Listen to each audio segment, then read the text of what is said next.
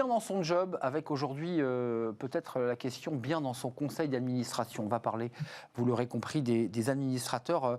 On connaît souvent le nom du PDG, du CEO, qui sont des personnalités médiatiques qui s'expriment dans les médias.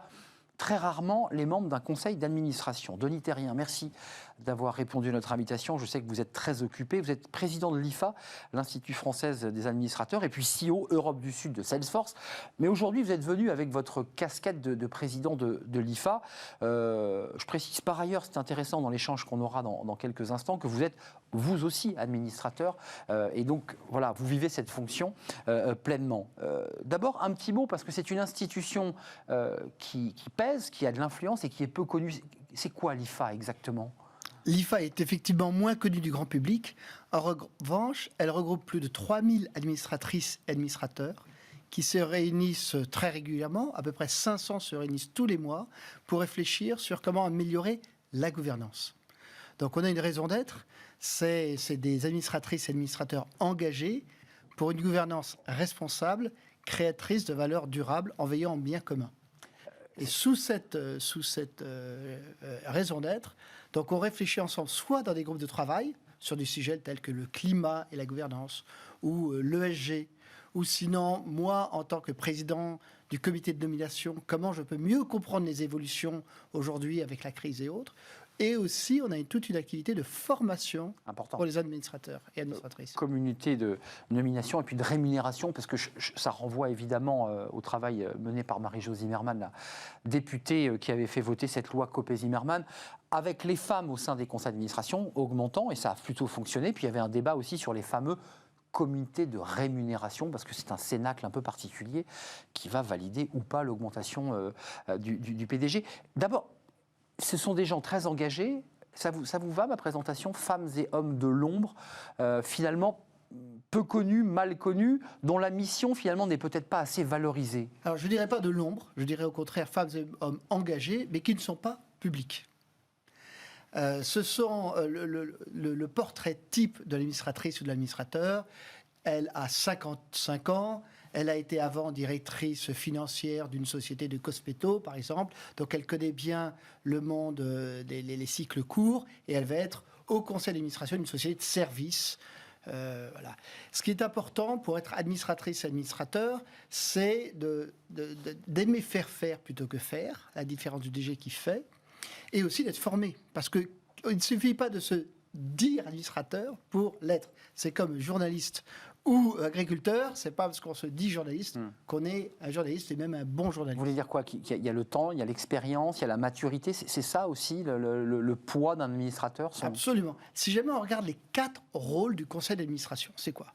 Premièrement, il faut nommer le DG, décider comment il va être rémunéré et l'aider à faire sa mission. Et donc, pour nommer un DG, c'est mieux d'avoir autour de la table des gens divers, on viendra tout à l'heure sur la diversité, qui ont différents points de vue et qui comprennent bien quel est ce rôle de DG. Deuxièmement, le conseil d'administration est là pour valider la stratégie et voter le budget. Donc là aussi, il faut avoir une expérience de qu'est-ce que c'est qu'une stratégie, avec des expériences réussies et ratées, les deux, et après, qu'est-ce que c'est qu'un budget.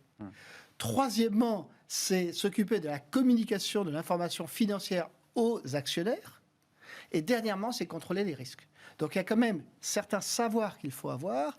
Et donc, l'IFA, nous sommes engagés à aider à améliorer la gouvernance en réfléchissant ensemble et en formant aussi. Et quelqu'un qui... Alors, pour moi, ça fait à peu près 20 ans que je suis dans les conseils d'administration. J'ai commencé dans les premières start-up dans lesquelles j'avais investi. Cofidis aussi Oui, alors ça, j'ai continué par après. Voilà, par des entreprises de type Cofidis. Quand même, c'est intéressant, le débat qui souvent est posé dans les médias mainstream, de dire finalement que le conseil d'administration ne fait qu'entériner et qu'il n'a pas autant de pouvoir que cela. Vous vous dites exactement l'inverse. Absolument. Non, mais vous voyez, ça tord le cou à certaines idées reçues. Le conseil d'administration, in fine, a le pouvoir de décider de la stratégie et de la femme ou de l'homme qui a mené cette stratégie. Et donc, il y a une responsabilité très forte. D'ailleurs, on est responsable juridiquement des décisions que l'on prend dans un conseil d'administration. On est engagé juridiquement. On est engagé juridiquement. Parlons de de la formation, de la diversité, de la discrimination positive, puisque la loi Zimmermann, c'était cette idée d'introduire par la loi la présence de femmes dans ces conseils d'administration. Vous allez encore plus loin, vous dites, il faut quoi? Il faut de la diversité, il faut une forme de mixité sociale. Comment on fait là? Alors, personnellement, je suis convaincu que la diversité améliore la qualité de la prise de décision.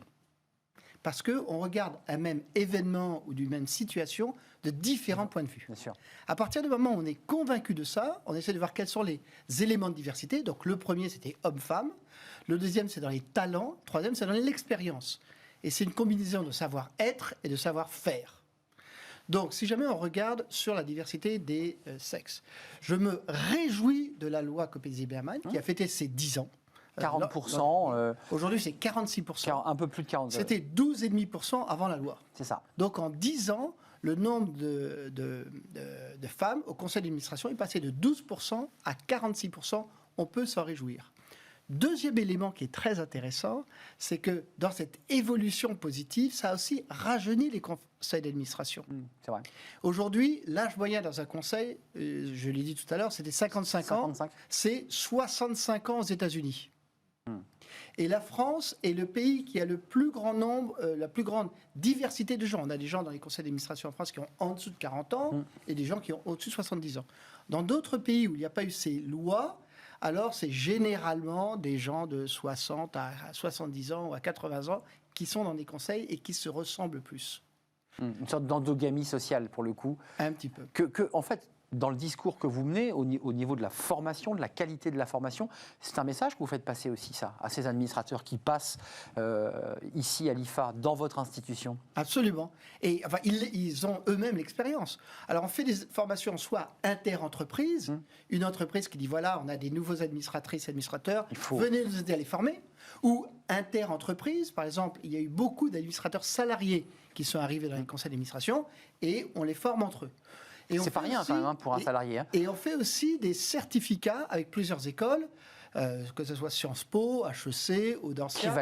Qui valident une certaine formation. Et ça dépend. Soit je veux me former parce que j'ai mon ETI familial et je veux me former sur qu'est-ce que c'est que la gouvernance d'une ETI familiale, qui est très, très différente d'une gouvernance d'une société cotée, bien sûr, qui est très différente d'une ETI, d'une start-up, par exemple. Bien sûr. Et chaque gouvernance a une spécificité, et donc l'IFA aide d'abord à définir qu'est-ce qui est spécifique, et après à former les administratrices et administrateurs. Comment on renouvelle, je dirais, la physionomie d'un conseil d'administration? On parlait de diversité.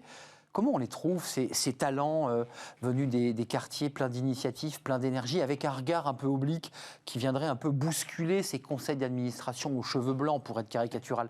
Comment on va les chercher? Alors déjà, les conseils d'administration ne sont plus aux cheveux blancs. Oui, c'est ça. Je savais que j'allais vous agacer. Ne le sont plus. Voilà, ce sont des femmes et des hommes, en moyenne 55 ans. Donc aujourd'hui, ce sont beaucoup des gens qui sont très actifs aussi, qui ont un rôle professionnel ou un rôle dans la société civile et qui en même temps ont à peu près 2 à 3 conseils. Voilà aujourd'hui la physionomie de l'administratrice. Ce sont des professionnels, excusez-moi d'être des conseils d'administration, sont des gens qui savent faire et qui parce qu'ils l'ont appris. Je suis DG d'une boîte et en même temps je suis dans 2 conseils d'administration et dans un conseil un comité stratégique et en même temps je préside l'IFA. Et donc c'est cette expérience divers qui peut aider les sociétés dans lesquelles on est au conseil. Donc je reviens pour comment cette évolution se fait. Quand on est élu dans un conseil d'administration, c'est pour 3 à 4 ans. Et on recommande que les gens ne soient pas élus plus que 12 ans dans un conseil d'administration. Parce qu'on s'use, parce qu'on n'a plus d'idées, parce que... C'est pas ça. C'est qu'après une dizaine d'années, on n'est plus indépendant. Et l'indépendance au sein d'un conseil d'administration est très important.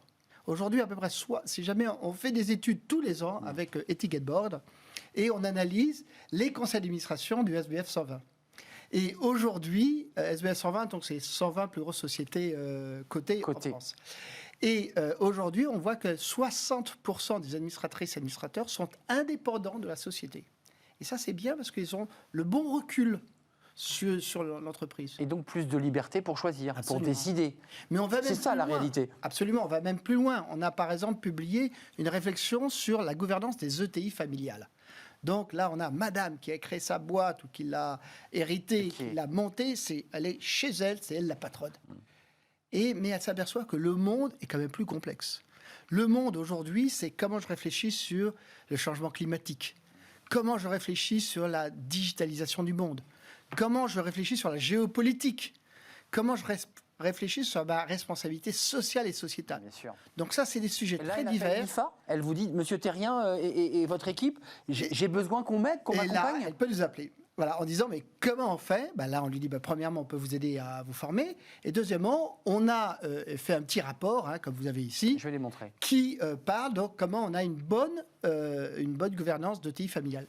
Une des recommandations, encore une fois, une ETI familiale n'a rien à voir avec une société cotée du CAC 40. Tout à fait. On dit, commencez avec, par exemple, 2 administrateurs indépendants. Commencez comme ça. Petit. Oui, parce que c'est difficile de lâcher du pouvoir. C'est ça la réalité aussi d'une patronne d'ETI. C'est compliqué de... Non, ça pose cette question. Oui, non, c'est plutôt avoir l'humilité d'être challengé. C'est ça. Parce que c'est pas lâcher du pouvoir. In fine, c'est ceux qui détiennent le capital qui peuvent décider. Mais à un moment, c'est une certaine humilité de dire, il y a des choses que je fais très très bien et j'accepte que d'autres personnes vont m'apporter des choses sur lesquelles je comprends moins. C'est moi où j'ai moins de temps pour pouvoir me pencher. Aussi, dans ces sociétés familiales, ce qui est intéressant, c'est quand il faut nommer le successeur à la présidence. Bien sûr. Alors effectivement, il y a la personne de famille qui va venir se présenter. Est-ce que c'est elle la meilleure personne ? Donc l'intérêt de quelqu'un à l'extérieur, d'indépendant. Exactement. Avant de nous quitter, parce que vous l'êtes administrateur et vous êtes en même temps DG Europe, donc vous avez finalement un pied des deux côtés. En introduction, vous disiez, mais l'administrateur, il doit faire, c'est plus lui qui fait. Ils font toujours, les DG. Est-ce que ça applique ? Est-ce que ça délivre, pour utiliser un mot comme ça utilisé dans le business ? Eh bien, ça, c'est la responsabilité du conseil d'administration de faire le point chaque année. J'ai été président du comité de nomination et rémunération d'un grand groupe dans le textile. Et donc, je fixais les objectifs au DG. Et à la fin de l'année, on regardait si les objectifs ont été atteints, oui ou non, et on refixait les objectifs à venir. Le grand oral de fin d'année pour les DG qui n'ont pas les pleins pouvoirs, puisqu'on l'aura compris, il y a les conseils d'administration des femmes et des hommes qui jouent un rôle éminent et essentiel. Denis Terrien, merci. Avant de nous quitter, je voudrais quand même montrer ces rapports qui sont des rapports sur lesquels j'imagine qu'ils sont lus par ceux qui veulent soit démarrer ou qui veulent tout simplement en savoir un petit peu plus. L'IFA, de la start-up à la licorne pour une gouvernance de croissance, qui est un des rapports de l'IFA. Je vous le montre. On peut les trouver, j'imagine, évidemment en consultant le site de l'IFA, évidemment. Absolument. Et puis celui-ci que je trouve passionnant, les conseils d'administration et l'information extra-financière, qui est un sujet d'inquiétude souvent pour les dirigeants d'entreprise, un rapport détaillé sur ce sujet en particulier. Donc j'invite toutes celles et tous ceux qui se posent des questions sur devenir administrateur, rejoignez-nous et aidez-nous à créer une gouvernance plus responsable pour créer de la valeur durable. Avant de nous quitter, pour ceux, on a une rubrique juste après qui s'appelle Smart Recrutement. Pour ceux qui voudraient devenir administrateurs, comment on fait ? Ils vous envoient le CV ? C'est vous, ils se présentent ? Comment ils font ? Alors comment ils font ? Généralement, les premiers conseils d'administration, c'est par des amis dont on a parlé. C'est le réseau. Au début, c'est généralement un réseau. Pour les ETI, les petites boîtes ou les fondations, associations, c'est généralement ça. Mais quand on arrive après sur des sociétés cotées, c'est plus des cabinets de chasse de tête qui s'en occupent. Pour choisir le bon profil. Exactement. Et surtout avoir cette complémentarité des talents en ayant en même temps la collégialité de la décision. Bien sûr. La diversité, mais en même temps se réunir quand même pour décider tous ensemble. Absolument. C'est pas la foire d'empoigne. Merci Denis Terrien d'être venu président de l'IFA, l'Institut française des administratrices et administrateurs. Vous n'avez pas dit tout à l'heure dans cette présentation. C'est un plaisir de vous accueillir. Vous reviendrez régulièrement, je l'espère, nous faire part des projets, de vos travaux et puis tout le travail que vous menez au sein de l'IFA. Je rappelle que vous êtes le CEO de Salesforce Sud Europe, Europe du Sud. Merci de nous avoir rendu une visite. Tout de suite, Smart Recrutement, je vous l'annonçais, c'est une entreprise qui, chaque semaine, vient nous présenter ses offres d'emploi. On accueille tout de suite, vous allez le voir, un profil intéressant d'entrepreneur, ancien champion de boxe thaï. Il a monté son entreprise et il est avec nous.